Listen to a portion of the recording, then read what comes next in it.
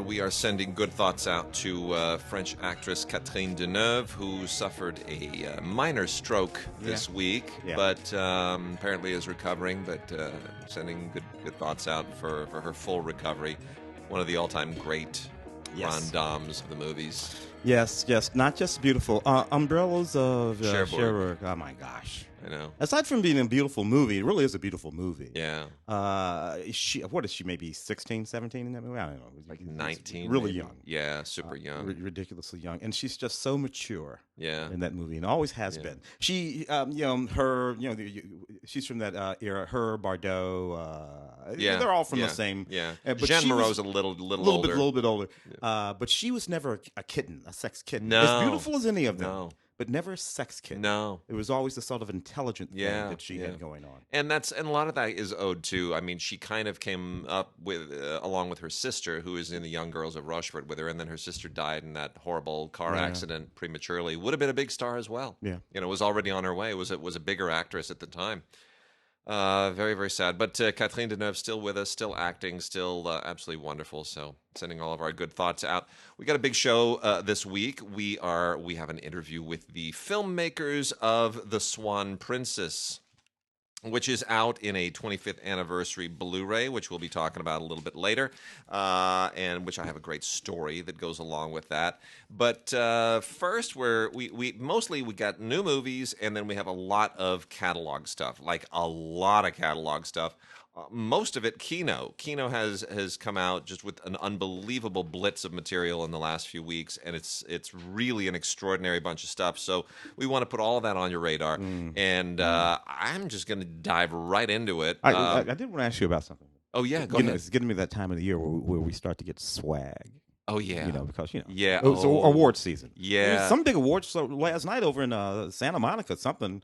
I don't even know, but it's like the first one of the season. I haven't opened that yet. You haven't opened that yet? I haven't. I've been afraid to take the shrink wrap off. The thing, I have. and I used to not. I would just leave them wrapped up forever. I knew what it was the second I got it. I thought, oh, it's becoming the annual Jordan Peele thing. And you know what? They go big. They do. They go big. It's a big old book that we're talking about. Yeah. What, coffee table size? It's not that big, but it's for big. Us. For us. For the movie Us. The book is called Pieces of Us. And what they do in this book is he goes through and he explains every piece of symbolism in the film. That's so great. all of that stuff that folks have been like, well, what did this mean? And what did that mean? What was Jordan just go through here? Here it is. This is what it means. Here it is. This is what it means. But this is what I think won him the Oscar last time, right? Mm-hmm. Was that they sent out that big old book. Mm-hmm. Which Get Out. It was a big old beautiful Get Out. Yeah, the sunken place, and it. And what it said was, we know you enjoyed the movie, but now we're going to give you some reasons why you should watch it again. Yeah, and realize it's a more meaningful and a deeper movie than you even realize at this point in time. We want you to understand that Jordan Peele is not just he's not just a horror filmmaker. It's not suspense and whatnot. There's some real thought. He's an artist. Yeah. And there's some real thought to this. And that book, everyone who got that book, that was money well spent. Oh, yeah. They got that book and they thought, and a lot of it is confirming. We watch these movies and we think, I think I know what's going on there. And Jordan, so it's a lot of fun. And I used to never open those things because I was, figure out selling on eBay years from now. But I don't do that anymore. I sort of pieced them out. It even has a time code. It even has a time code. At this point in the movie, go to this time code and you'll see this thing. And that's what it means. And what I do like is, a good bit of it I kind of figured out. I was moving along with it. I'm like, okay. Oh, yeah. I think I understand what the hell this wacky movie is about. Apple. No kidding. He gives there's a Bible quote. Yeah. No kidding. Yeah. Oh my goodness. And the reason for it and what it all means. I rather enjoy that. So Jordan's not just fooling around. He's actually making movies about stuff. See, I love that. In the genre. In the genre. But he's doing it with so much forethought. Yeah. I love that. Yeah. I really love that. He's the kind of the reverse of Eli Roth. who just throws it all through just get some people and throw them through a blender or whatever, a meat grinder. Let's just do that. I mean, if you think about it, Us, is it a horror film? There's not really a lot. There's not a lot of. There's not a lot of. I mean, there's some violence in it, but relatively little. Yeah. It's psychological. It's all psychological. Right. Yeah. I wrote a little essay about it. You can find it. You read it over at our website, the DigiGods website. See the apple now. The candied apple has all this new meaning for me. Oh, that's so fantastic. Oh, that's so fantastic. No, there's Luke. Now I've got to go pull the wrapping off. That's fantastic. Luke Thompson, our good friend Luke, colleague Luke. Luke had a take on it that was utterly fascinating, which it didn't even occur to me, and it should have, because Jordan's mom is white, and Luke said this movie is basically about being torn between two cultures and two identities and wrestling with that. And I thought, oh my gosh.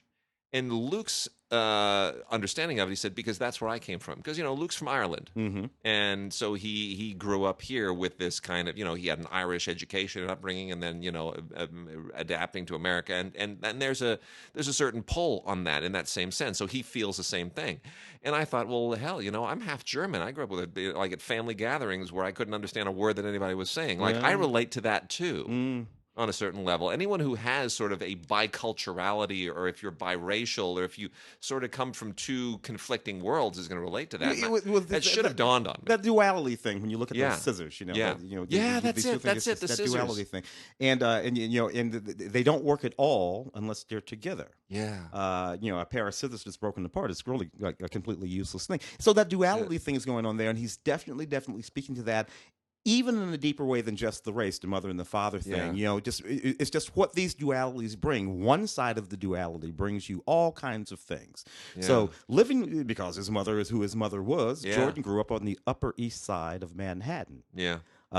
Because of that side of his family. Yeah. The other side of his family didn't live on the Upper East Side of Manhattan. They live down in the hood. Yeah. And, you're this kid and you got this because of that, this, because of that, this. And all of that is all the way through that movie, and it's really it's interesting because when it came out, everybody was saying, oh, it's going to be another Oscar run for Jordan Peele, and that kind of faded from the conversation as we get into Jojo Rabbit and a few other things. The late year stuff always sort of overshadows the earlier year stuff, but this is a smart campaign. Yeah. It's got people talking and thinking again. So, I don't know if they're going to give him another Oscar. There's a lot of contenders, but I'll tell you this: it's in the running. Yeah. And it's going to get, and Lupita's going to get nominated. For sure. Yeah. That's a done deal. She's got her nomination locked up. So, yeah, that's a hell of a performance. Love the book. Oh my goodness, great book. Keep an eye out for that book. Pieces of Us. The swag we get, and we're going to get a lot more of it. So much. Screeners are already pouring on me and whatnot. But I will also say this, as long as we're here, Ford versus Ferrari. I have not enjoyed a movie that much in years. What an absolute and utter blast. Yeah. Yesterday, 3 times, I remembered a scene from the movie, and I laughed out loud and embarrassed my family in public. It's like, what are you laughing at? What's so funny? I was just thinking of this scene in Ford versus Ferrari. Really? You're thinking of a scine. You were just thinking of a scene and you're laughing out loud. It's a funny scene. What can I tell you? It's a really, really, really good scene. It's a really good scene. Oh, anyway. All right, well, let's. I'm gonna dive in here with some. We're gonna break up all the catalog stuff, and then we're gonna do some of the new movies, and then get back to catalog stuff. In the end, we're gonna wrap out with the Swan Princess interview. Some really good stuff from Kino, the Kino classics, not the studio classics line, but the regular classics. A lot of really wonderful stuff here. But first, before I get into that, is the Zeitgeist release. We talked about this some weeks ago, and they are releasing it officially again, which is Tom Sachs' Space Program, the director's cut on Blu-ray from Zeitgeist through Kino. And this is Tom Sachs doing it. This is a really kind of very interesting avant-garde-ish effort. We talked about it originally the first time. Just want to put this back at everybody's radar again. This is Tom Sachs is kind of a more than just a filmmaker. He's an artist, not a performance artist, but like an installation artist, and it's about building the space program in this kind of art installment, and it's very, very interesting. This includes the theatrical cut and some short films by Tom Sachs. Really, really very interesting. It's he's an unusual guy, and this is effectively drawn from his historic art presentation, Space Program 2.0 Mars. So worth checking out. Tom Sachs' Space Program, the director's cut. Really, really interesting stuff. So now, from the Kino Classics line, here's what we got. My goodness, it's sort of all over the map, but it's all really, really interesting stuff. And the most important one of all of these is the Buster Keaton film Our Hospitality. This has been out before. This is, but there's no copyright on these silents anymore, so it's all about the source materials. This is from the Lobster and Black Hawk libraries, and it is one of the all-time Keaton greats, beautifully, beautifully restored. 75 minutes long, 1923. Really, just you're going to love it. Natalie Talmadge, who was Buster Keaton's wife at the time, is lovely in it. This includes an audio commentary with Farron Smith-Nemi and Imogen Sarah Smith. It also includes a short film, A Duel to the Death, from 1947 that starred Buster Keaton, an aging Buster Keaton, but before he was on Twilight Zone. And the short film The Iron Mule, as well as a presentation on the film by Serge Bromberg, and a documentary on the recording of the score by Robert Israel. So Our Hospitality from Kino Classics and Lobster Films, absolutely superb. Don't miss it. Buster Keaton, one of the all-time greats. From the exploitation end of things, Kino Classics goes a little bit far and wide. This is really interesting. This is The Bloody Brood, which is probably not known to a lot of people. Bloody Brood is from 1959. It is a Canadian exploitation film just on the cusp of when these kinds of things really explode in the 1960s. And Julian Rothman, who is primarily known for doing a cult 3D movie in the 1960s, this was his very, very first film, and it's very raw in that early beatniky way. Like Corman was experimenting with some of this, and what you see in like A Bucket of Blood, The Trip, all of those elements are sort of woven into this, except it's a Canadian film, and it happens to have a very, very young Peter Falk making his feature film debut. Oh, yeah. It's fantastic. But it's got drugs, it's got beatniks, it's got a murder investigation. The murder itself is really gruesome. I won't give you the details on it, but it's just really, really well done. It's beautifully shot by Eugene Shuftan, who would win an Academy Award a little bit later for The Hustler. Mm-hmm. So really, really great cinematography. It's just a cool film.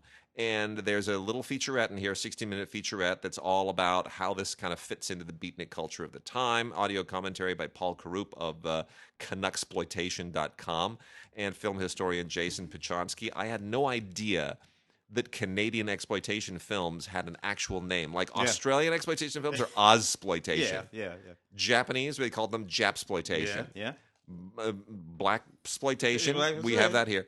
Canucksploitation? Never heard of it. It's a term. But it's the thing. Maybe you got to be a Canuck. I guess. Or at least but, Canadian. Anyway. That's the thing. And then there's also a Julian Rothman short film on here from 1954 called Freedom to Read, which is very, very good. It's, you see his filmmaking chops really emerging. So The Bloody Brood, great Canadian exploitation film, 1959. Let's see.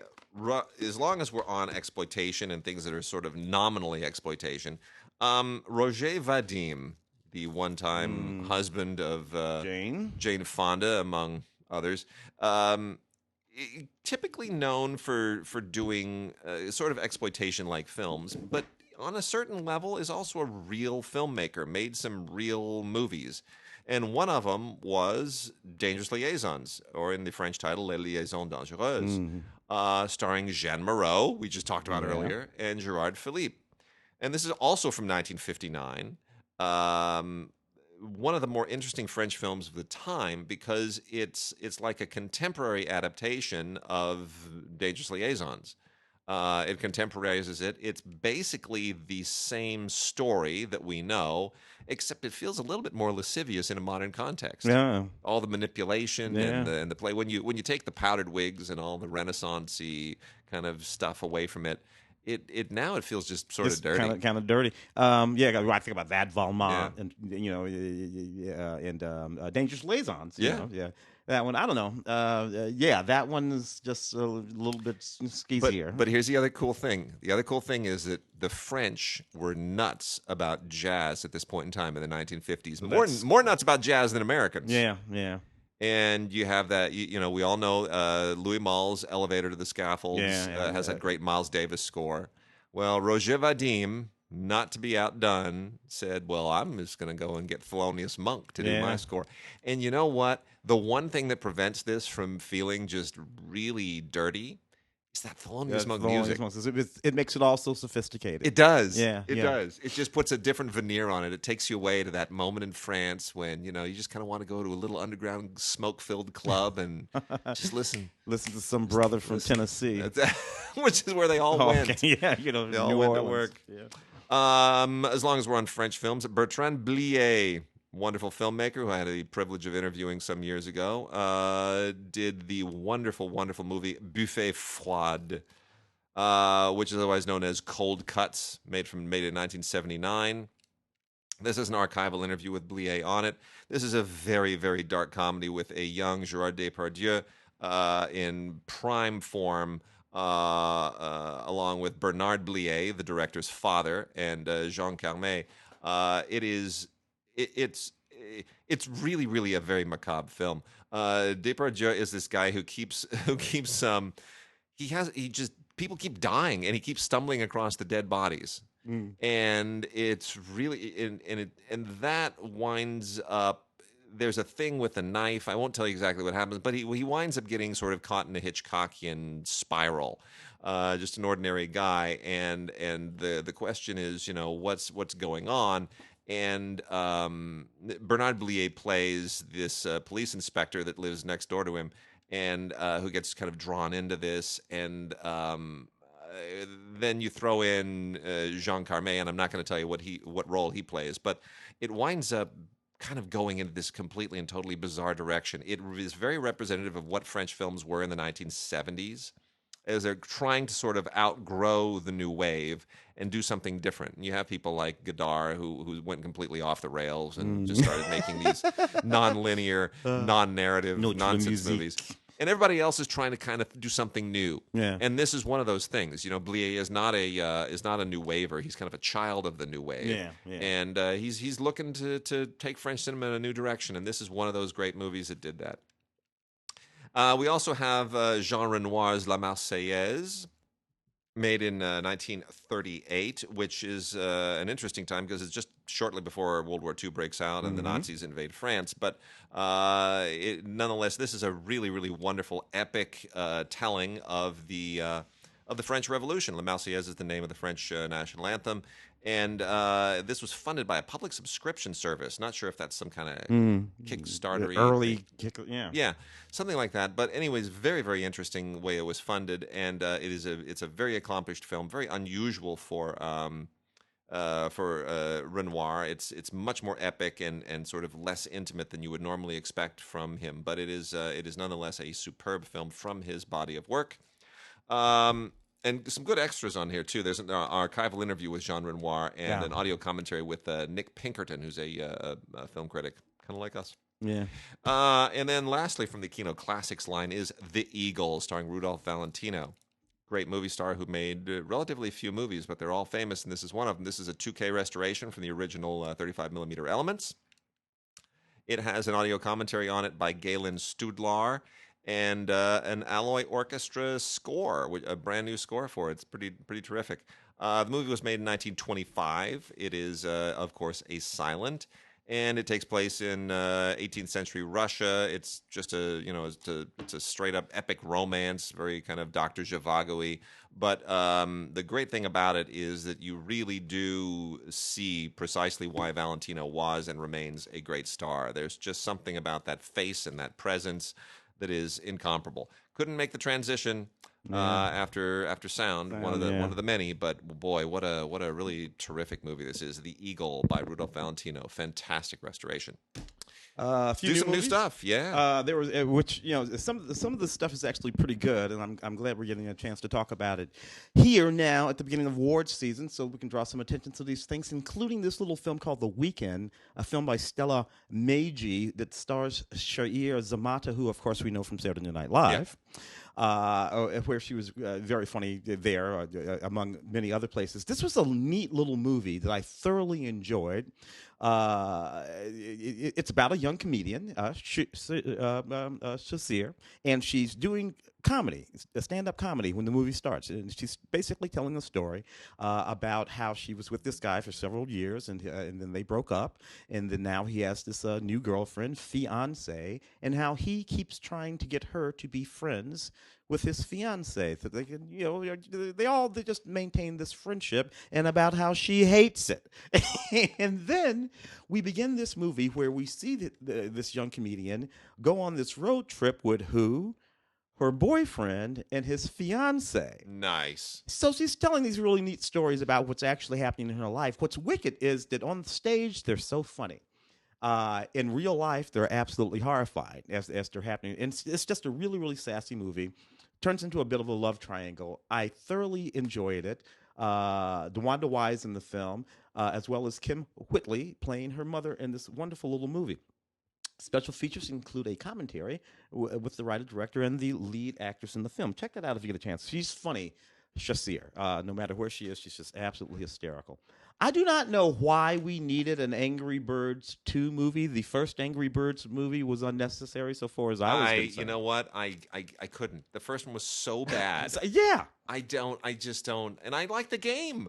Yeah, I was not nuts about the game. But, I wasted too much time on that damn game. Yeah, it's like, so anyway, we got ourselves an Angry Birds movie, Angry Birds 2 movie. This one has some neat special features on it that you can check out. But look, you got to be into this if you're into this. I'm not particularly into this, the sort of Angry Birds dynamic in this animation. But what the heck, Angry Birds 2, Blu-ray 4K Ultra HD.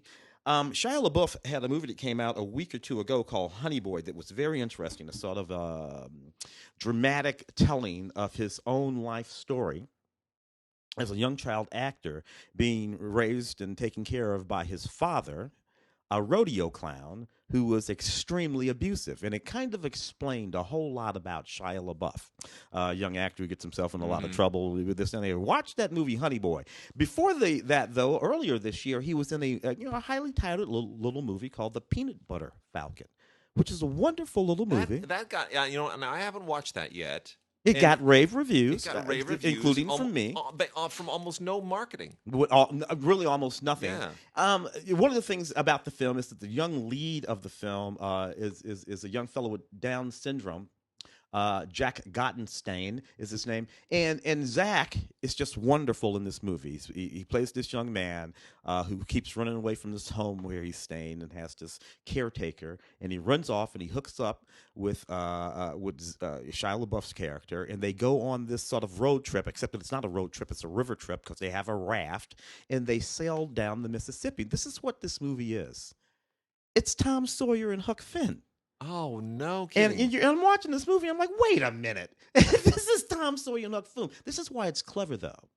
Shy is playing Huck, and the kid with Down syndrome is playing Tom. Oh. He's the rational one who actually knows what the hell is going on. Great. While Shia, who effectively is that's great. And it's really just the sweetest movie about them going on this trek to find this wrestler that the guy is. So anyway, I'm hoping that people, Dakota Johnson, John Hawkes also in the film, I'm hoping that people sort of pick back up on this and talk about it. I'm going to be adding it to a little list that you and I are working on.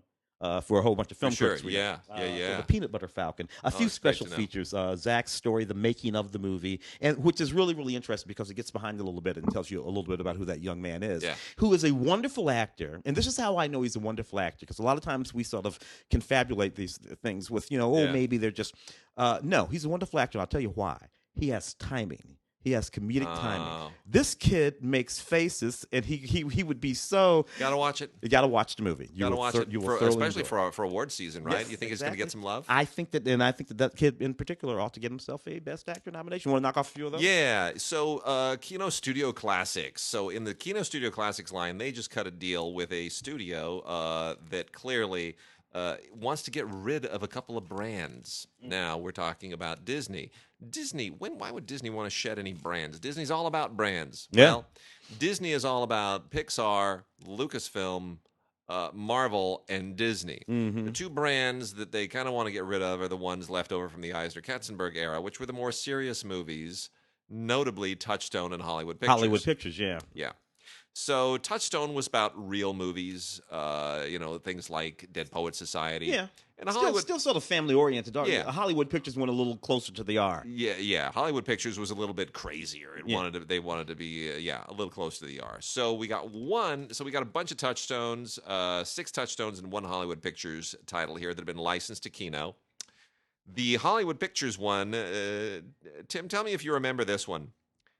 Gone Fishing. Did the junket for that movie. Joe Pesci kind of at the end, right before he goes on that long hiatus. Yeah. That Joe Pesci, Gone Fishing with Joe Pesci and Danny Glover. Yeah. That is the weirdest buddy movie. Basically, everybody from the later Lethal Weapon movies, minus Mel Gibson. Yeah. So, in any case, this is, they play fishermen. It's a buddy movie with fishermen, and things all go wrong, and, it's basically kind of like a Jerry Lewis movie or with Dean Martin, maybe an Abbott and Costello movie. I mean, it's not very funny. Chris Kane, Dean Kane's dad, who did Young Guns, directed it. It's fine. Roger Birnbaum, did it. Written by Jill Mazursky let me fill people in. Jill Mazursky is Paul Mazursky's daughter. Yes. She co-wrote this with somebody who here goes by the name Jeffrey Abrams. Now, I just want to let everybody else know. The movie Taking Care of Business with Charles Grodin was the breakthrough script for these two, Jill Mazursky and Jeffrey Abrams. You might know Jeffrey Abrams as J.J. Abrams. Yeah. But if you don't know that, you're just going to look at this and go, oh, Jeffrey Abrams. And you look back. Yeah, J.J. co-wrote Gone Fishing. It's not something that's going to show up on a lot of bios. Yeah. It was when he was plying his trade. It's a lot of shtick, mostly. Yeah. So here are the Touchstone movies, and there's some really good stuff in here. The first one is Billy Bathgate.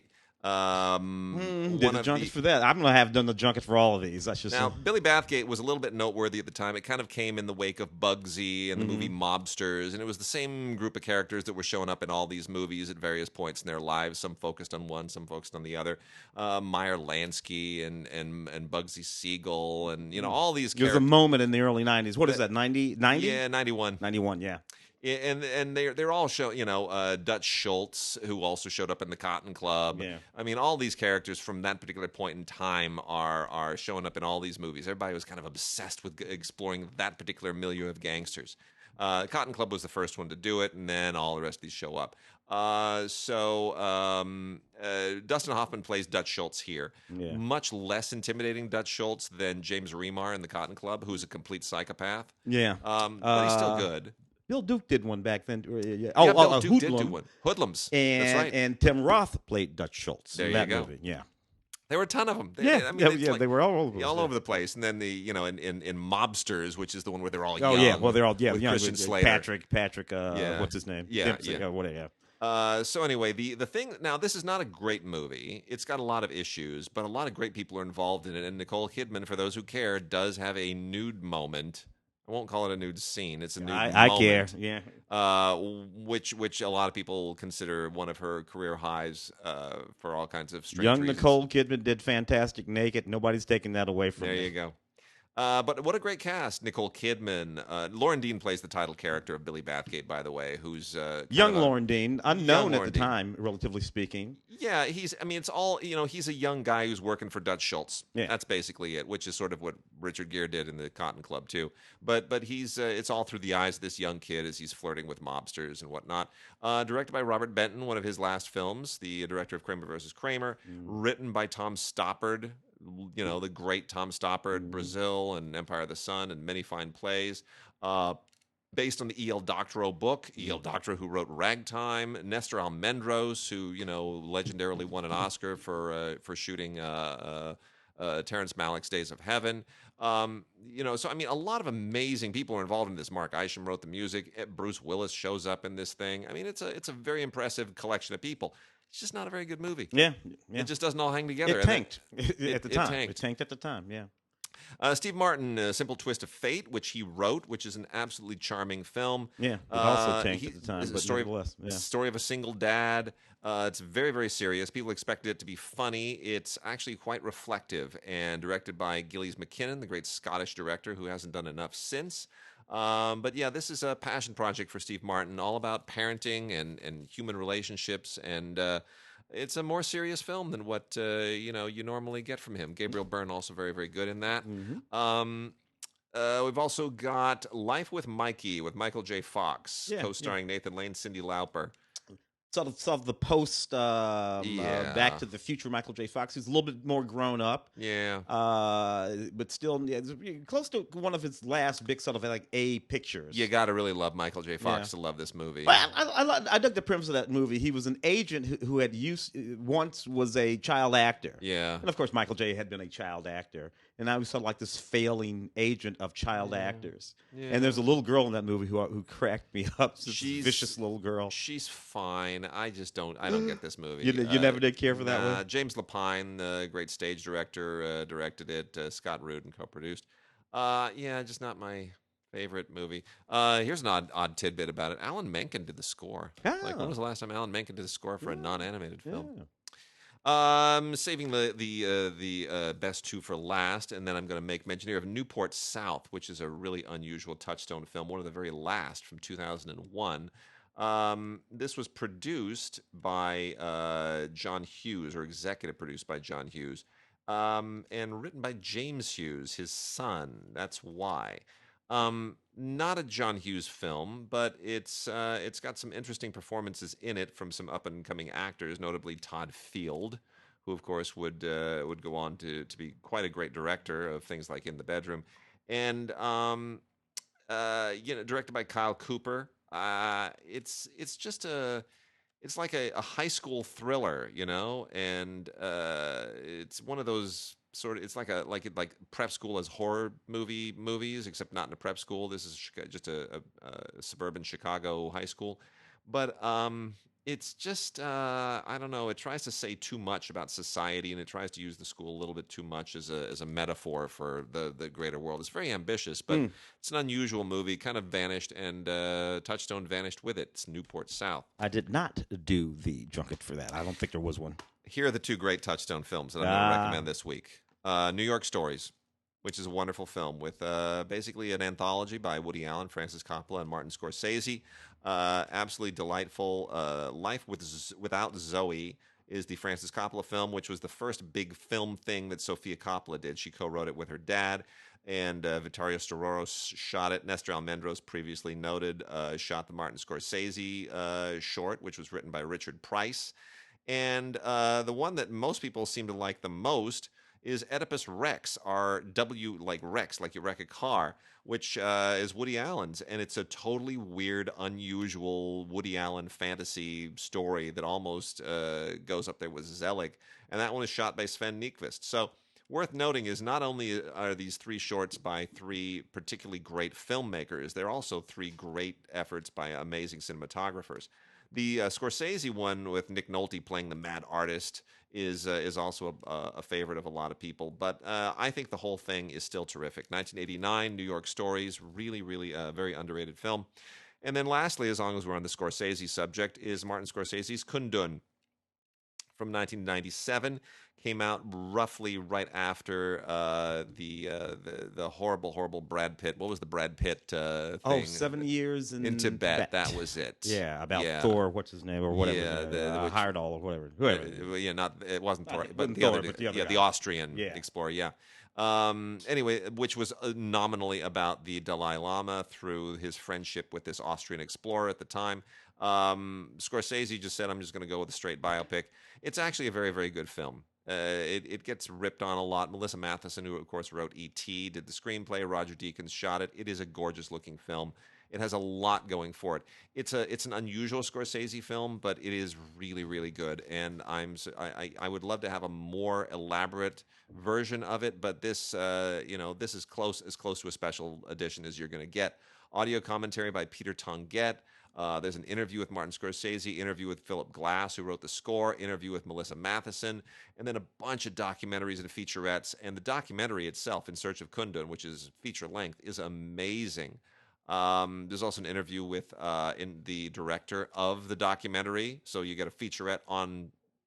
You get an extra that's an extra for an extra. It's amazing. Another feature-length documentary, Compassion in Exile, EPKs. I mean, they just threw everything at this, and it's worth it. It's a really, really good film. It's very, very underrated. It gets ripped on a lot, but I think it's worth reevaluating. Kundun, the amazing story of the 14th Dalai Lama. A few more newbies, yeah. If we would, this was unfortunate that this movie happened to come out this year, or maybe even the last 4 or 5 years in the context of sort of like Me Too movement. But there it is, and this is when they made it. And what the hell are you going to do? Brian Banks, based on the true story of Brian Banks. Brian Banks was a young high school football player. He was accused of rape by a young woman, and he ultimately convicted of that rape and sent to prison. Spent several years in prison. Lost his entire professional career. It's just and ultimately the young woman confesses in a phone call to Brian Banks after he leaves prison. She confesses that that didn't happen. And never seemed to realize the gravity of what she did. No, and this is so a terrible, terrible circumstance. This is about all of that and how it is all eventually exposed and expunged. She did have a very short professional career, but obviously deeply truncated by the X number of years, maybe a decade that he spent in prison. From 17 to 27. Such a horrible story. So that's what this is all about. This movie happens to come out within the context of the Me Too movement. And that's unfortunate. It doesn't mean that this isn't a very powerful and dramatic story that people ought to see and judge on its own merits, the truth of its own merits. Look, they make a couple of mistakes in this movie. But one of them was not casting Aldous Hodge, who's so good in this movie, unbelievably good, really good, and probably carries the whole movie. And probably a name that we ought to keep in mind as we're thinking about some of these awards. We shouldn't ignore that performance. We shouldn't let the studios tell us because I agree. Oops, sorry, one of those things. Good Boys. This is so stupid funny. This dumb movie. I hate it when these knuckleheads get me. Because Seth and all the guys from Superbad and Sausage Party and those movies. They get together and they produce these goofy movies all the time. This one's about these kids in the 6th grade, and in some ways, Judd Apatow and all these guys, they've been making the same movie. Because Superbad is really just that sitcom that they had on in the maybe late 80s, early 90s. That was on for a couple of, I forget what it was called, that sitcom. And then it's like the same thing, and then you take it and you apply it to 40-year-old men, you get the 40-year-old virgin. It's like the same thing. It's about some goofy boys / men of some age and some dumb adventure that they go on. And learn to be a little bit more grown up, usually guided by some women and or girls. In the case of this movie, girls. They learn to be a little bit more grown up. And I swear to God, this is the exact same movie. It's just 6th graders.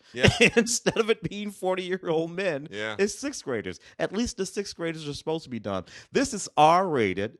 Crude sexual content, drug and alcohol material, language throughout involving tweens. That's literally what it says in terms of, I didn't even know they could use the word tweens in the rating, but there it is. And it's absolutely true. This is an obnoxious, disgusting little movie. It is so damn funny. And I don't know if I was this boneheaded when I was in the 6th grade as these kids. I don't think so. But then again, if I were, I probably wouldn't admit it. Lots of great special features on here, too, including an deleted scenes and an alternate ending. As if this dumbass movie needed a different ending. But you know what? It's even more stupid. The alternate ending. So there you go. Love that movie, actually. A lot of fun. The Farewell, which I first heard this on NPR. I forget which but it was Tell the Story. They have this, the grandmother, she's dying. And the whole family wants to go back and celebrate this, but they don't want to tell the grandmother that she's dying. They don't tell her that she's dying. And it's all about how they have to engage in this sort of series of deceptions and emotional upheaval and things that have to be said but can't be said because, we can't actually say why we're actually here. This is going to get a lot of love in award season. People have been talking about Aquafina all year long. Yeah. Also the fact that, here we are, we've moved out of Crazy Rich Asians to a place where now we have these movies that are with all Asian casts and people are finally okay Chinese with family. it. Yep. But it's not about them being Chinese. They just family. are. It's a family drama based on a loosely true, and it's just the sweetest. It is based on the director's her own actual grandmother and family experience. Yeah. And I can't remember what NPR show cared. It might have been This American Life. Kind of feels like a This American Lifer. Kind of story there. All kinds of special features, audio commentary, and behind the scenes and deleted scenes, and it's just a lot of love for that movie. Sweetest damn movie. So we got 3 here also from the Kino Studio Classics line that are 3 Don Siegel movies from different decades. Don Siegel, of course, most famous probably for directing Dirty Harry and for kind of being a mentor to Clint Eastwood. Yeah. He directed Clint in a number of films, and Eastwood learned a lot of his directing chops from Don Siegel. Mm-hmm. Don Siegel was always a hard ass, He was. This is a guy who in the 1950s just was always pushing the envelope. He always wanted to go deeper, darker, dirtier, tougher than everybody else wanted to go, and not in like a Samuel Fuller way. Not in like I'm a crazy man and I'm gonna bite your head off way. He was a very gentle but tough guy and really very in control. Super professional filmmaker. And from 1958. We have The Gunrunners, starring legendary war hero Audie Murphy, Eddie Albert, and Patricia Owens. And this is basically about gun smugglers during the Cuban Revolution. That's it. Mm-hmm. And it's fun, and it's tough, and it's rugged, and it's got a lot of really tense moments in it. It's based on an Ernest Hemingway novel, To Have and Have Not, which I have not read, so I can't speak to how faithful it is. But it's a fun movie. A decade later, he made Madigan, which is another great tough guy movie. Madigan stars Richard Widmark, another legendary tough guy, Henry Fonda, Harry Guardino, James Whitmore. These are they're all playing super tough. You get some women in here, Inger Stevens, Susan Clark. But they're kind of window dressing. This is all about the tough guys, and it's a detective film. That's all it is. It's just about New York City cops. And it's a really gritty way. This is kind of one of the stylistic changes in the 1960s. This comes on the heels of In the Heat of the Night, and it's just before the French Connection. So it's doing a little bit of those things, and it's got a great script by once blacklisted screenwriter Abraham Polonsky. Really worth checking out. I just think this movie is just so much fun. It's a great cast, and it's just beautifully directed. And then lastly, from the 1970s. From 1973 is the Don Siegel film, and this feels a lot more like in the vein of Dirty Harry. This is Charley Varrick, Varrick. Charley is spelled Charley, and this has Walter Matthau, the least likely tough guy, playing tough. Joe Don Baker, we're accustomed to him being tough, and he co-stars. But really, this is all about Walter Matthau, who even gets the Lalo Schifrin score treatment. Yeah, which is all about 1970s. This is just a superb, tough film. I'm surprised this is actually still rated PG. I think if they re-rated this would be an R.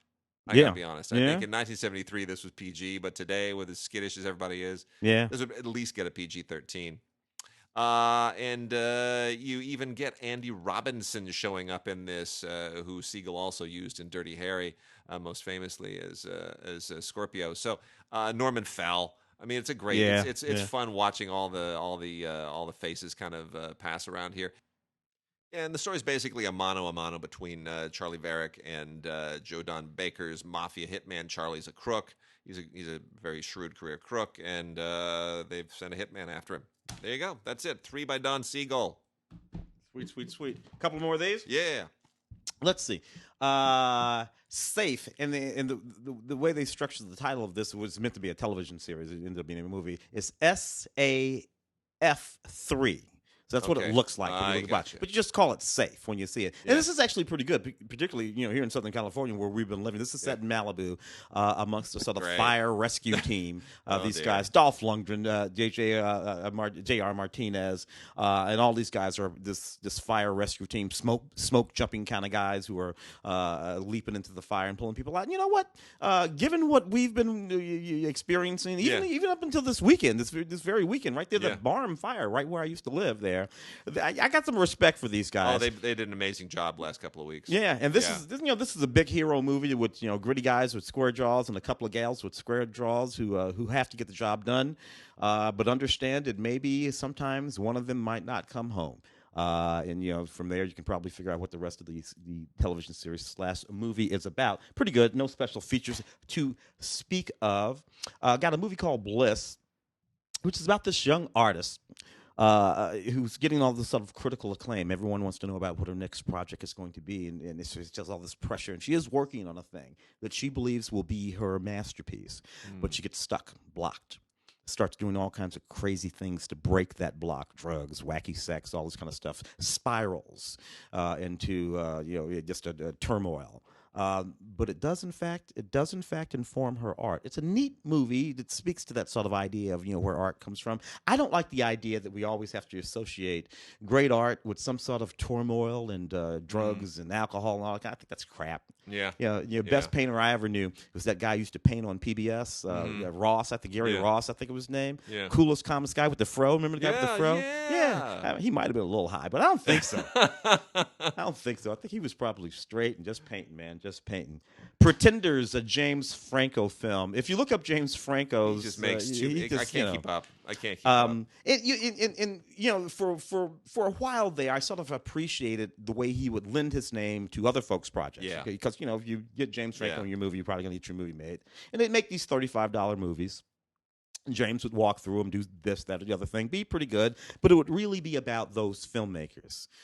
This is one that's directed by James Franco, and he drags a whole bunch of his fancy friends into it. Brian Cox, Dennis Quaid in the movie, Juno Temple in the movie, Jack Kilmer, who is Val Kilmer's son in the movie. So this is a movie that's trying to be a little bit bigger than the usual sort of James Franco tributary films that he makes. It's not any better though, not really. Anyway, it's about this filmmaker and this director and this actress, and then they get involved with this beautiful actress played by Juno Temple, kind of doing that thing that Juno always does in movies, where she's just completely alluring temptress, which is a good role for her to play because she kind of is an alluring temptress. I'd like to see her do something different. That would be interesting, and it's about how for years they sort of spin around each other and things eventually slide out of control. Bonus feature, nothing but the theatrical trailer on that one, man. You got a few more over there?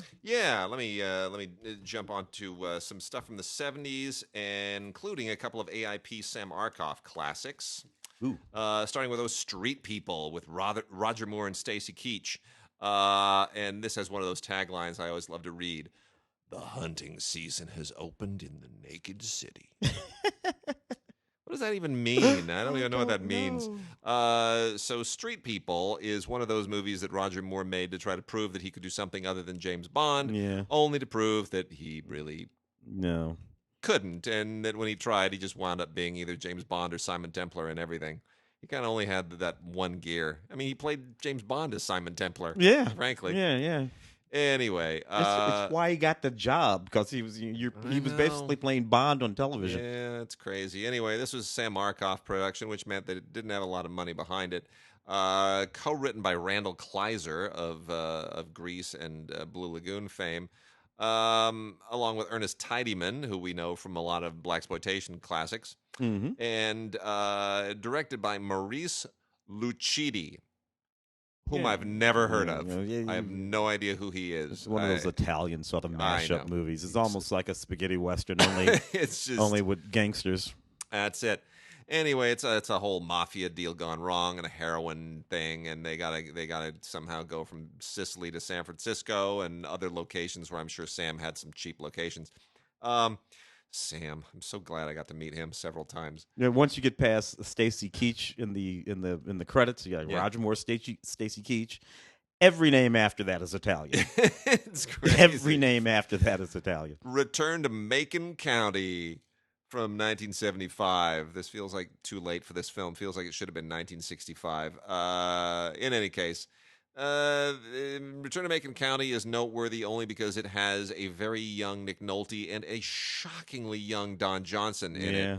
And this tells you pretty much exactly what's going on. This is a moment when it's all about Dirty Larry, Crazy Mary, and Badlands, if you want a slightly more... look, they're all the children of Bonnie and Clyde. Yeah. And this has a tagline that tells you exactly what the movie's about. They gave a lot of thought into this. 2 guys, a chick, and the hottest 57 Chevy on the road.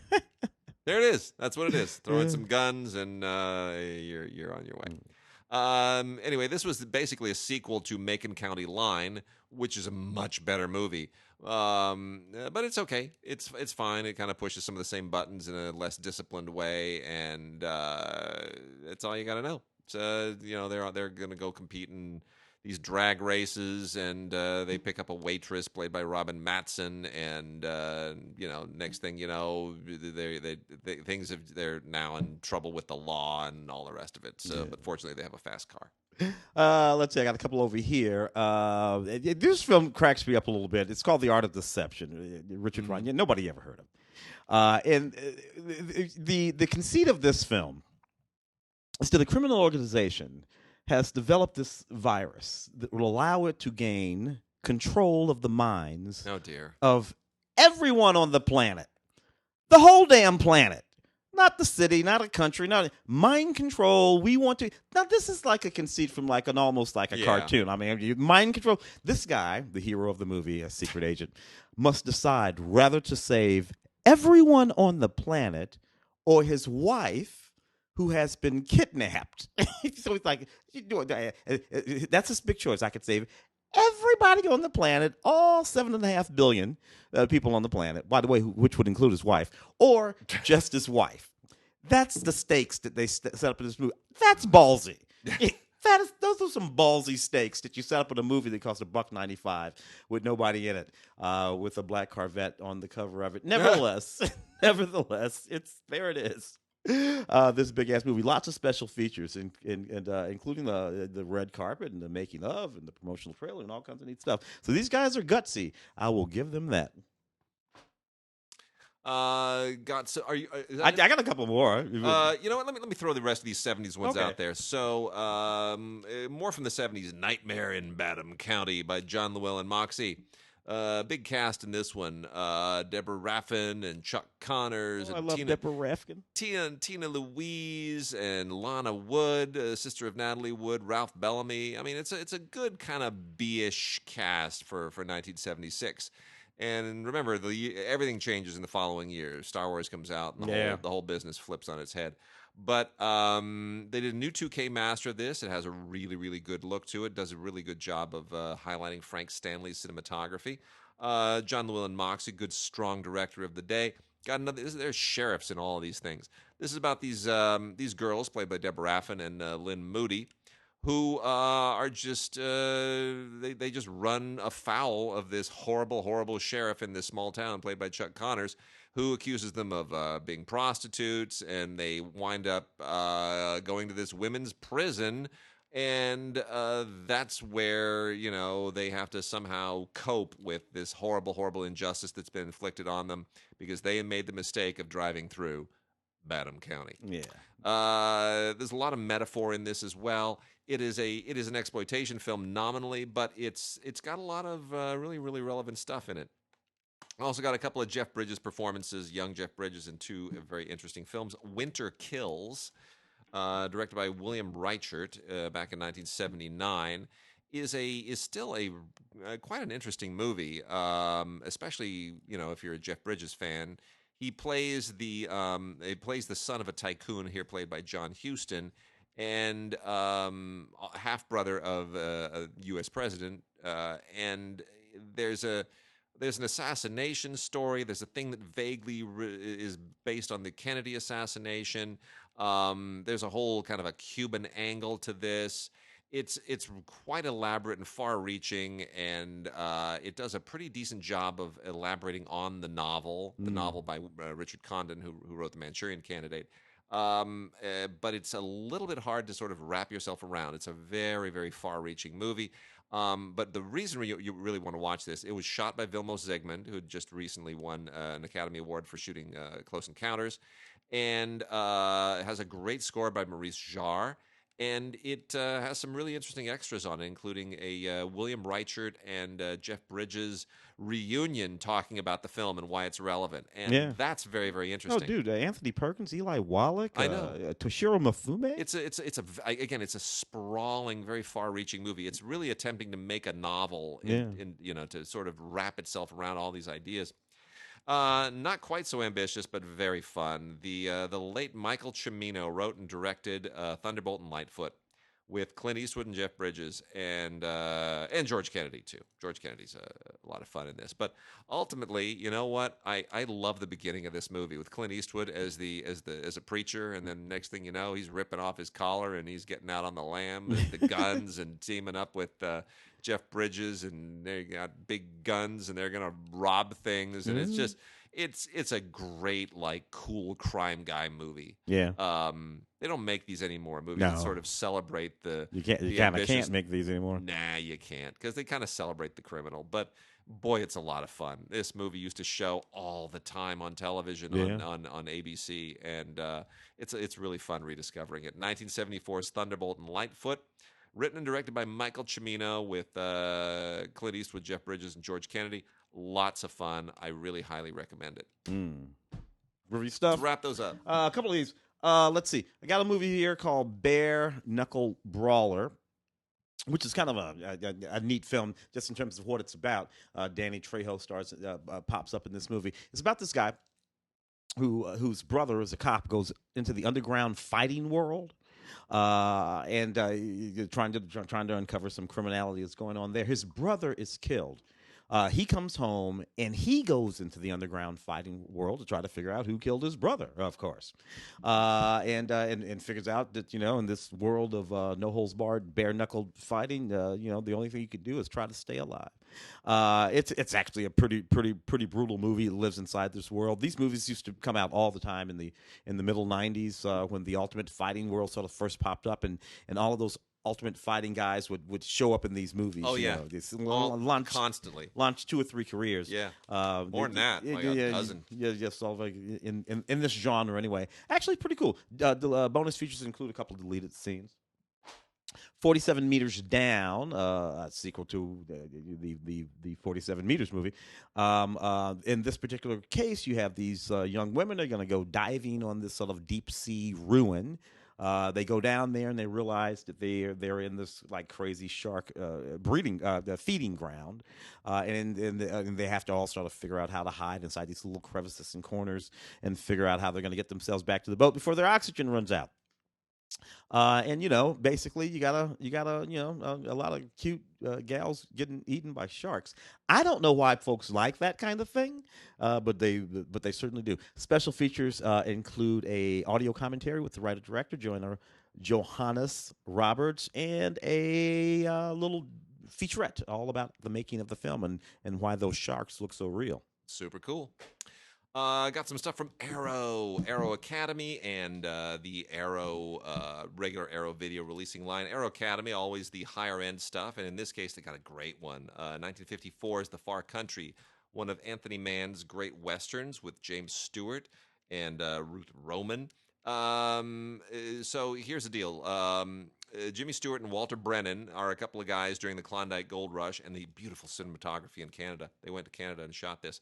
And they are driving cattle from Wyoming to kind of get up there and get them doggies into Canada, and they wind up running afoul with a judge and all of his evil people, and naturally Jimmy Stewart has to have a little thing with saloon keeper played by Ruth Roman, and they wind up having a shooting war, and it's just a great western. It is a cool movie. It's a very simple narrative, but it's a cool movie. Written by Borden Chase and released at the time by Universal. Pretty great. A lot of great stuff on here. It's a 2-disc set, limited edition, and tons of extras here, including 2 different presentations of the film in different aspect ratios because it was released in a roadshow edition at 2:1, but also at 1:8:5, so you can watch it either way. They also have a documentary on Anthony Mann and his entire Western career at Universal and everything else that he did, which is very, very interesting and very, very comprehensive. And a thing called Man of the West, which is a film critic, Kim Newman, sort of reevaluating the films of Anthony Mann, and of course a very, very good audio commentary by Adrian Martin. So there's that, and then the regular Arrow stuff, a little bit kind of kitschier and sleazier. They're probably not sleazy. It's not to be mean or anything, but we're gonna start off with Donald Sutherland, Chad Lowe, and Mia Sara in Apprentice to Murder, which is perfectly fine. Mia Sara, whatever happened to Mia Sara? She just kind of vanished after Legend, right? Yeah. And she had something on TV that she did. Yeah, she was a thing there for a while. I mean, Ferris Bueller too. Yeah. Right, but she just kind of went away. Was she the girl in? No, that wasn't. I want to say Queenie. Was it Queenie? Yeah, on maybe TV? that might have been it. Miniseries on TV. Can't believe I would actually remember that.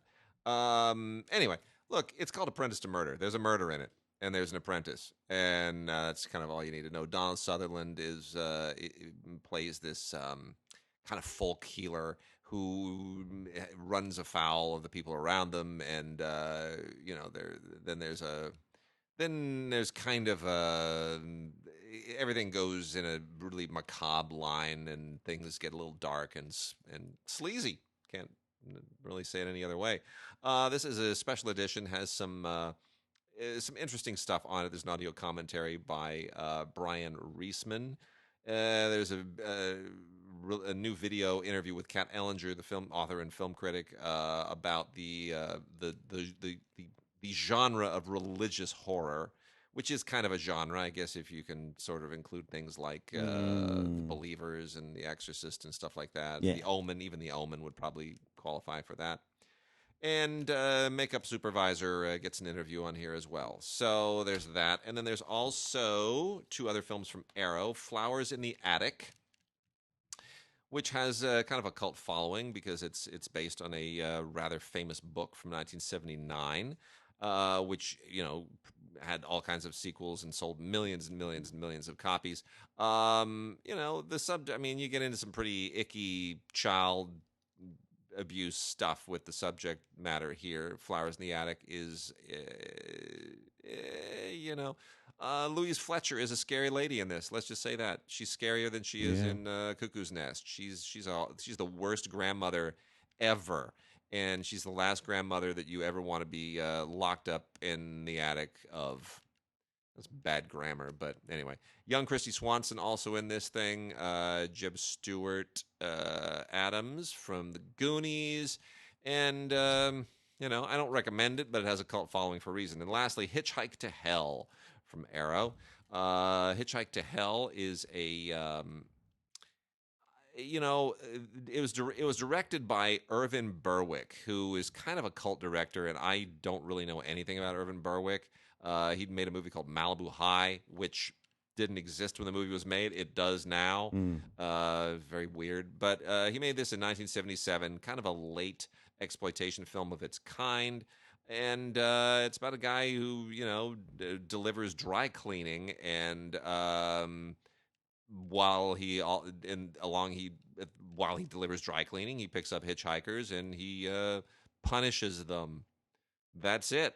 It's apparently inspired by some real life serial killer stuff. A little bit icky, but because it's an exploitation film from 1977, it has kind of a period veneer that is, Tim, tell us what wonderful criterions we have this week. Well, Daytrippers. Man, I love this movie so much. Greg Mottola's first feature film anyway. Greg would go on to give us Superbad and direct Adventureland, all kinds of great movies. But this very, very first film of his just marked, it's one of those moments of where a sort of talent showed up and hung around for a very, very long time.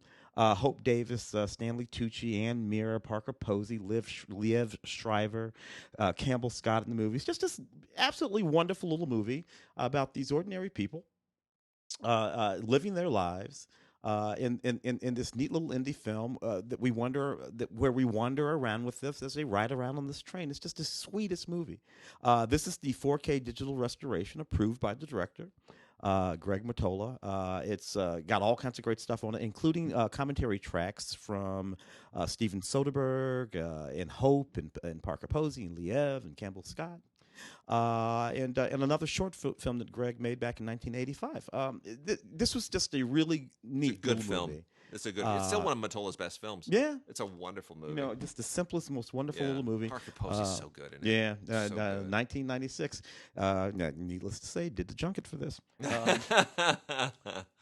Matewan, John Sayles' film. Fantastic. Just this fantastic film. John Sayles, John Sayles' story needs to be told in a film. Yeah, it does. Because he's really, he was a novelist. John Sayles made Karen Kasama's career. He sure did. Literally gave her the money to make her film. Made Brother from Another Planet. When I was in the early 80s when that movie came out, it was as if a black filmmaker had made a movie. Yeah. And then you go and you look at this guy John Sayles, who's from this particular station in life. So this is Matewan, written and directed by John Sayles, gives us a young Chris Cooper.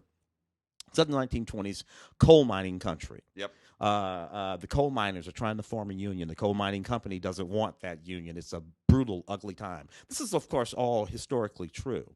They bring in these black and Irish strikebreakers to work and they're sort of like caught between Italian strikebreakers. And they do this on purpose because they know that even with the Irish and the Italians, there's going to be all kinds of racial enmity between these groups of people. And these blacks and these Italians and the Irish are sort of caught between the coal mining company and these coal miners. James Earl Jones, Mary McDonnell in the movie. It's just David Strathairn, young Gordon Clapp. This is just really a wonderful, wonderful film from John Sayles. Again, 4K digital restoration supervised by Sayles. A number of wonderful documentaries on the making of the film that include people like James L. Jones, who you don't get to see much of anymore, and Mary McDonnell and David Strathairn. In an interview with the composer Mason Daring, a short documentary on the impact of this film. This film had a lot of impact on a whole bunch of things that were going on during that period, including because we were in 1987. We had not long before that come off a bunch of strikes that completely destroyed the way unions worked in this country, including the air traffic controllers strike, which was about 1980, 1981. So this film sort of played into a whole bunch of that stuff. Beautiful movie, Criterion Collection, Matewan. One more for me, When We Were Kings, the 1996 documentary. So good. About the 1974 fight in Zaire between Muhammad Ali and George Foreman. George Foreman, of course, had already won the title from Ali previously. The great Don King offers both fighters $5 million apiece to fight one more time. They accept. How much did Don King make out of that? Oh, Don probably. And this is people. Where did Don get the money? Because Don had to get the money. Don got the money from the dictator. In Zaire. And that fight was more than a fight. It was a musical festival. All kinds of stuff was going on. B.B. King was there. James Brown performed there. There was this whole art thing going on there. And this filmmaker sort of filmed it all. And it was an extraordinary moment. Look, there had been the Thriller in Manila. But this battle in Zaire was quite a thing. The Rumble in the Jungle is what they called it. And, it was George Foreman was 10 years younger than Ali. 10 years younger than Ali. And Ali said a few things that are regrettable, but captured in this film, which I think makes it a better film. Makes it a better film. Again, a new 4K digital transfer, 5.0 surround sound. Remastered audio track, that Soul Power documentary, which features a lot of that music. We're talking about the B.B. King and all this stuff. In this film, interesting. Of course, we have all the characters from the day back in 1974, but we also have folks reflecting on the events of the day. So we have Spike Lee in this movie in 1996 reflecting on what that event meant to young black folks back in 1974. Me and him would have been about the same age in 74, 13, 14 years old. And all of these things were huge in the community when we were watching it. So this is just an extraordinary film. When We Were Kings, directed by Leon Gask. Don King is 88 years old. Yeah, just want to probably still making trouble. Just want to let people know that. Yeah. I got just a few more here, and then we're going to talk about Swan Princess and dive into that. 3 from the Warner Archive collection. The Fearless Vampire Killers. These are all manufacture-on-demand titles. Fearless Vampire Killers is a Roman Polanski movie with Roman Polanski in it that actually is not what you would normally expect from a Polanski film. It's a bit of a satire. It's funny, but it's weird. It's not even like a Hammer thing. It's just Polanski kind of going completely nuts, and it's why he was sort of a cult figure at the time. Not just for Rosemary's Baby, but for stuff like this, which really just went completely off the rails. Sharon Tate is in the film, so it definitely is something you might want to watch along with Once Upon a Time in Hollywood, which kind of dovetails or nods to this in certain areas. Yeah. But yeah, this is a completely bananas spoof satire movie that just belongs to its era. Jackie Chan and Mr. Nice Guy, which includes the original extended cut. There's a great bit on the Warner Archive podcast with my good friend Jeff Briggs, who works over there at the Warner for Warner Brothers and has his fingers on this. Look, here's the thing. Jeff is like the world's greatest expert on all things Hong Kong cinema. More so than me, more than our buddy Andy Klein. I'd even put him up against our friend David Shute, who's sort of the original guy on all this stuff. Jeff just knows his stuff inside out. He was an invaluable resource when I wrote my Jackie Chan book. And what Jeff says is just superb. So I would direct you there to all expertise on this film. Sammo Hung directed this. Mr. Nice Guy is one of the last really good Jackie Chan films before he kind of started to get too old and overexposed in Hollywood to keep doing what he had always done before. But it's a really fun film. It's very, very good, and I just think it's I think it's well worth having in any collection. Also, Days of Wine and Roses with Jack Lemmon. Yeah. Movie that doesn't get enough credit because I think when the Lost Weekend won all the accolades roughly around the same general time, by the time Jack Lemmon does Days of Wine and Roses, the alcoholic genre had sort of had all the steam taken out of it. Yeah. But Days of Wine and Roses, in many respects, is a better film than The Lost Weekend. Wonderful performance. It's tremendous. It's just tremendous. Blake Edwards directed it, one of his handful of great dramas. And as a study of alcoholism, Jack Lemmon and Lee Remick are still. I mean, it still holds. It's one of the best. It hasn't dated at all. It's just absolutely terrific. Jack Klugman, Jack Lemmon's buddy and screen partner, also shows up in this. Great Henry Mancini music, as you would expect for a Blake Edwards movie from the time. It is beautiful on Blu-ray and highly, highly recommended. This movie is as powerful now as it always was. It is just absolutely beautiful. Going to talk for a moment about The Swan Princess. So The Swan Princess came out in 1994, and it was Rick Rich, who was one of the former, sort of second generation of Disney animators who came from the the Nine Old Men, along with Don Bluth. Rick Rich went out on his own, as Don Bluth did, and made The Swan Princess, which is a certainly Disney inspired in many ways, but it has been an unbelievable franchise since 1994. It is right up there with Land Before Time as far as an animated franchise that outnumbers all the others. They keep making these, and they keep being successful.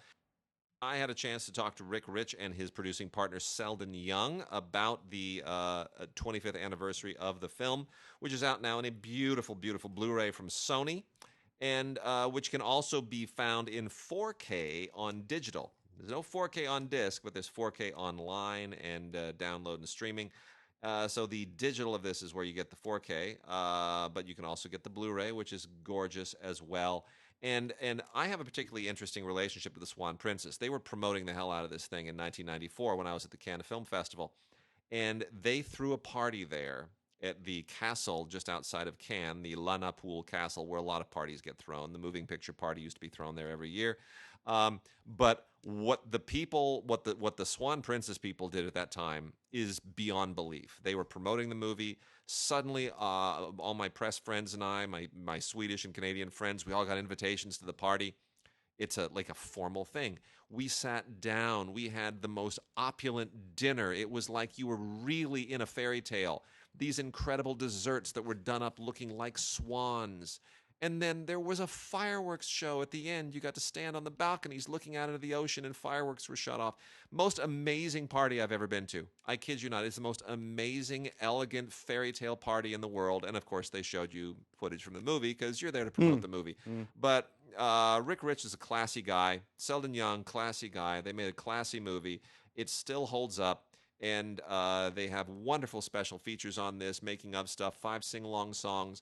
Swan Lake done as a fairy tale Disney-style film. It's a delight. So with that, I'm going to take everybody out on this wonderful interview that I had with Rick Rich and Seldon Young. I am so thrilled to be able to talk right now with Seldon Young, producer of The Swan Princess, and Rick Rich, director of The Swan Princess. I have that right. Am I correct? You do. Need to add one thing on Rick's. He is also a producer. Oh, also a producer. But you guys, you're the creative team that made The Swan Princess possible. And that was such. You know this, and I mentioned this before we got on, but it's. In 1994, when The Swan Princess was made, you had a big bash at the Cannes Film Festival, and I was there with some Swedish friends and a Canadian friend, and they all agreed it was the best time that they ever had at the Cannes Film Festival. And I that was my third year there. My Canadian friend had gone for 15, 16, 17 years. We'd never seen anything like it. You threw the party of all parties at a film festival that is known for having the party of all parties. But it was really amazing. I want people to understand, it was this wonderful film, a wonderful fairy tale film, one of the few that is made sort of outside of the Disney framework. And you threw this amazing, classic, wonderful party with desserts and dinner, and it was a classy affair, and it ended up with fireworks, and it was all at the castle at La Napoule, and it was really just amazing. So you created memories, both real and in the movie.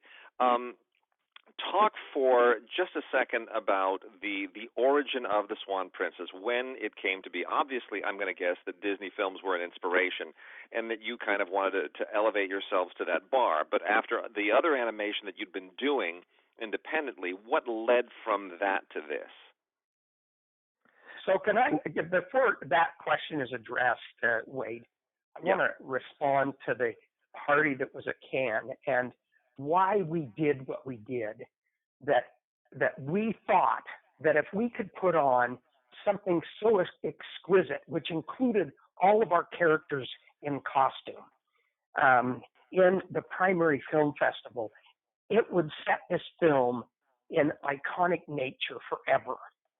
Now, it took us a while to get there, and we may have discussions about that. That being said, we also held a big party on for the 25-year anniversary, and it was a wonderful bash. And people are saying the same thing of that party that we held in Hollywood on the 24th of October. Now, I want Rick to talk about where the origins came from, because he had such a great upbringing to get to where it's at. So obviously I loved all the Disney classics, and when we were talking about doing an animated feature, our first one, I wanted to do something that was in the vein of a Cinderella, a Snow White, or a Sleeping Beauty, something that would have the classic fairy tale elements and something that would be timeless. And we searched and searched. It was really a long search to finally find something. We found, obviously, Swan Lake, which is also a fairy tale, and as famously known as the ballet. And so that's what we decided that we were going to try to do. And it wasn't an easy fairy tale to crack, story-wise, but time was on our side, and we got it. and we made a classic fairy tale. And I think now, 25 years later, it's been proven that it has withheld and has upheld through 25 years. And you guys have, you've been sort of working with the Swan Princess world many times over since then as well, and it's done well for you, and it has a following. I mean, it has an almost uncanny following. I can't think of any other animated world that is comparable, other than perhaps The Land Before Time, which Universal has turned into a mini franchise as well. Talk about that for a second too. So we like to claim, Wade, that we are the world's most successful independent animated movie franchise. And we kind of classify that because even if you take Land Before Time as kind of the other film out there that was animation that's outside Disney. I mean, there are many, but not with the kind of franchise presence that Swan Princess has. That having 10 full-length feature films, name 10 film franchises that have that. Swan Princess and Land Before Time are the only two animated films that sit in that category, but it is owned by Universal. Yeah. So, it puts us in a very unique place. And you're right. Our audience, it took a while, but you know what? With having a great story that Rick created with the team, turned this into a franchise that those children that were brought up on it 25 years ago, 24 years ago, 23 years ago, became their favorite film of all time. Mm-hmm. And today, them being millennials, they want to grow their kids up on it the same way.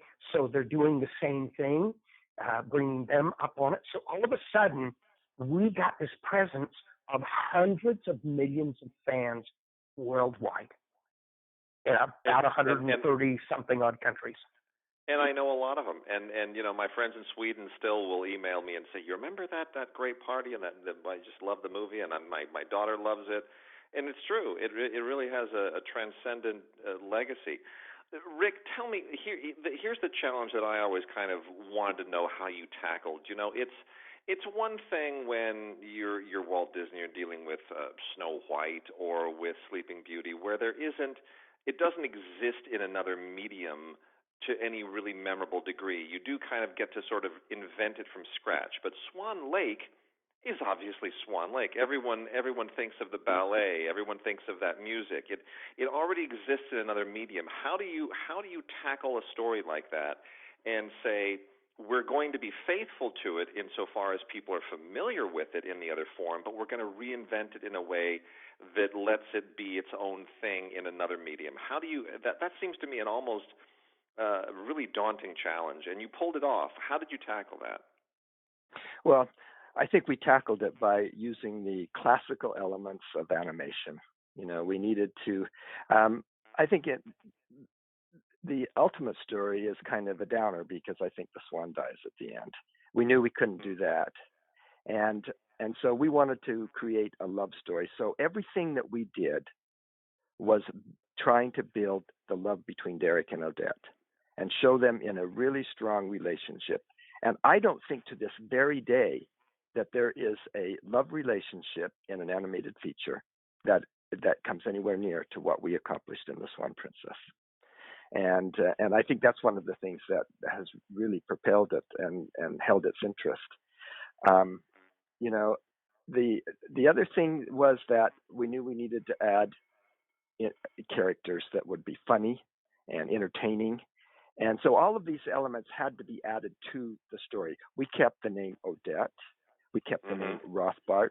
The prince in it is called Siegfried. We didn't think that was going to fly with today's audience. And so Derek seems to be a timeless name, Prince Derek. And then there was the elements of the magic that was required in it. And the thing that really helped us is when we came up with the moon. We needed an item, some kind of a magical thing that we could use for a timing where Odette would be a swan for some of the time and a human the other time. And then there had to be a time when she couldn't change. And the moon, when we came up with the moon idea, we were so excited because there's that one night every month when the moon doesn't shine. And that really is what cracked the story for us. What was your creative process? I mean, how collaborative was it? How did you lead the story meetings? What was the process by which when you say you cracked it, I mean, what kind of work and process went into cracking those problems? Well, you have to realize that Brian and I worked on the script for almost 2 years. That's where it all happened. And then, we had to have a really strong script. What's really interesting, though, is when we started to test the picture after we had some animatics up, and we found out that the audience wasn't really excited so much about Derek. And we had to go back in, and we made him into an incredible guy instead of this somebody that they really didn't like. It was really interesting.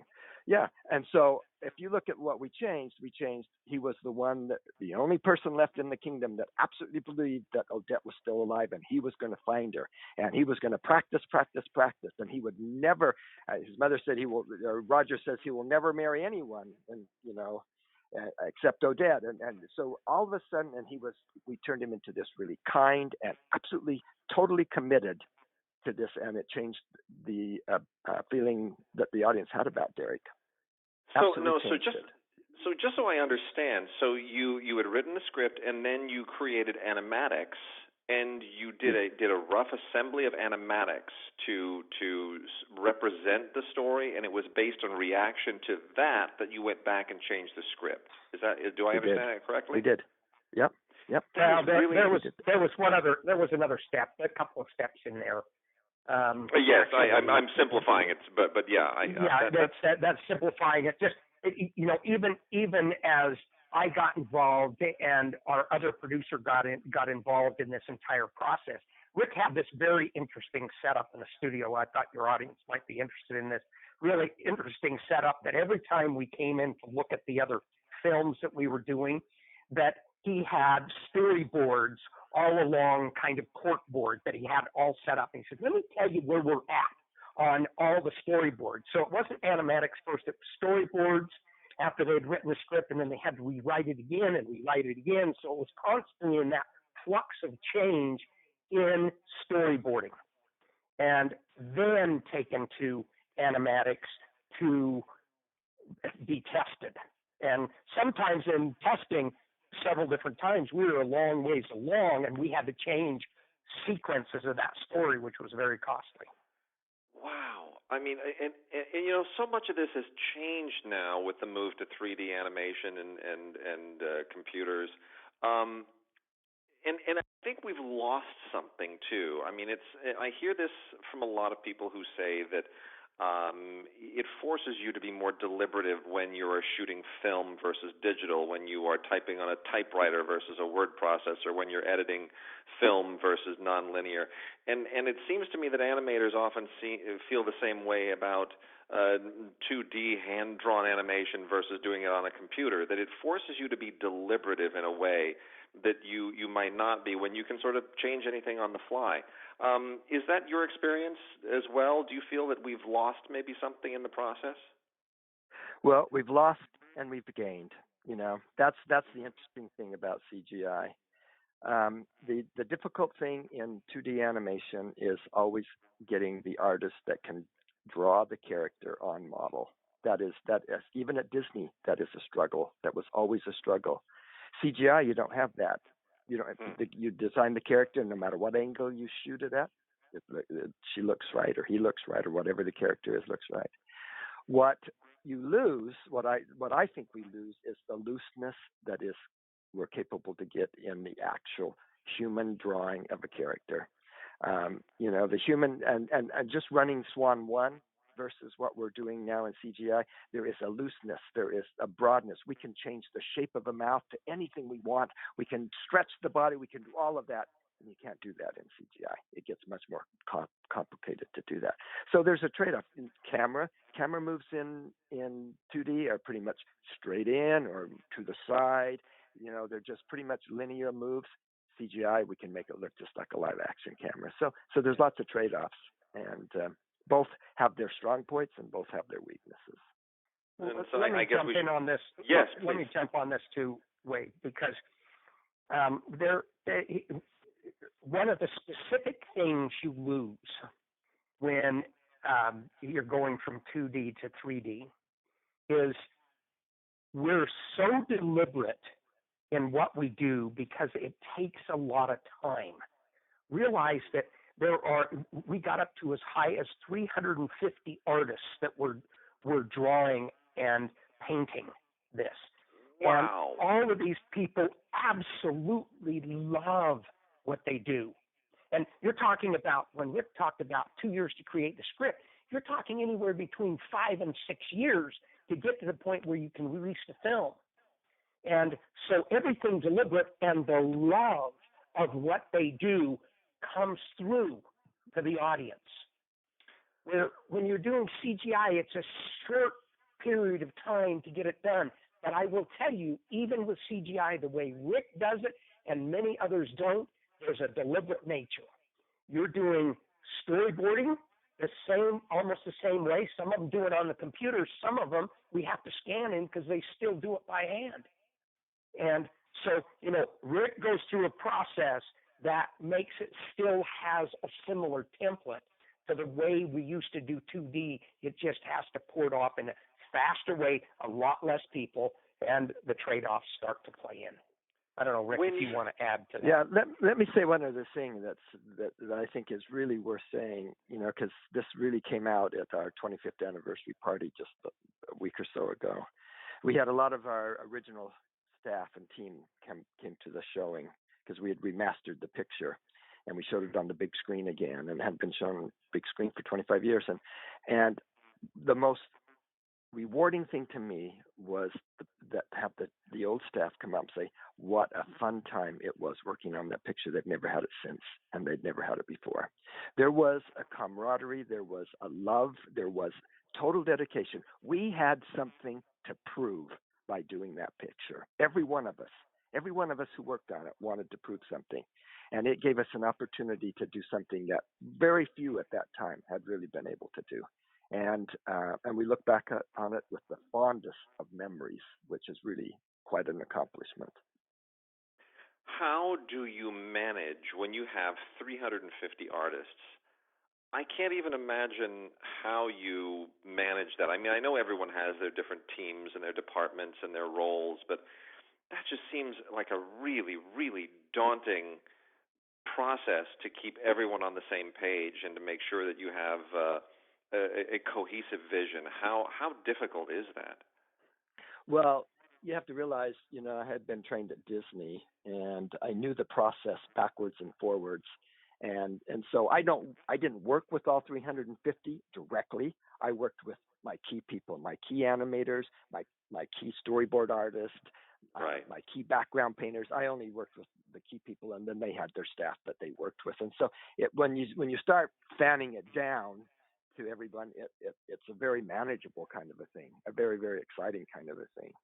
And so it really, I was going to say, it really is still sort of the same process then that Walt innovated originally, and which has sort of trickled out to everyone since that time, since those early days in the 30s. Well, yes. I mean, we did the Swan Princess pretty much just like I'd done, work on the features at Disney. Absolutely. Yeah.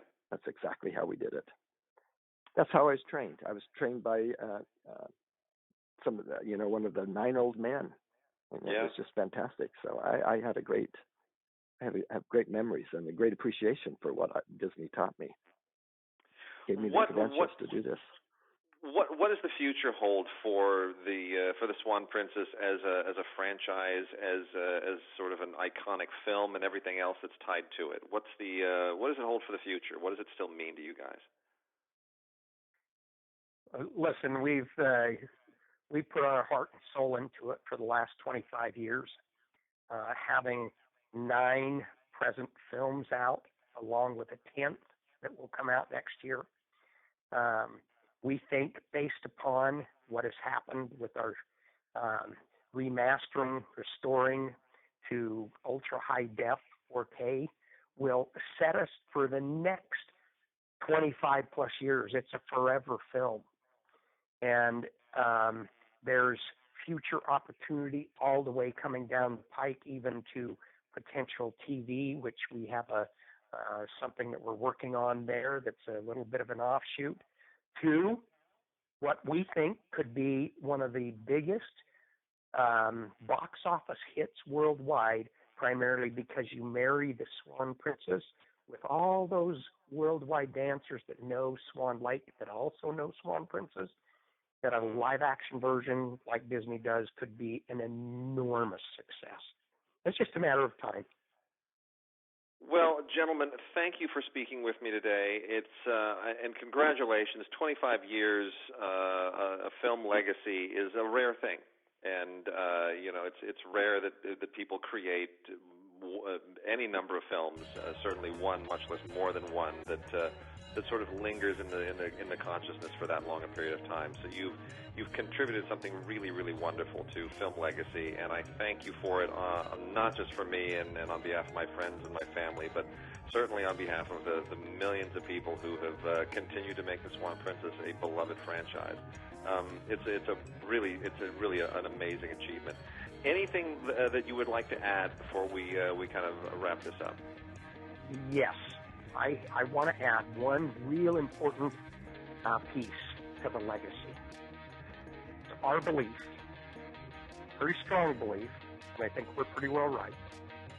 Swan Princess was the last fully hand-drawn, hand-painted, cel-animated film to be released in North America.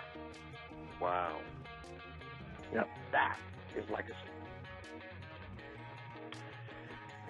Gentlemen, Rick Rich, Seldon Young, thank you so much. Congratulations again, and we look forward to all the many, many other great films that you are going to make for us in the future. Really looking forward to it. Thank you again. Thanks, Wade.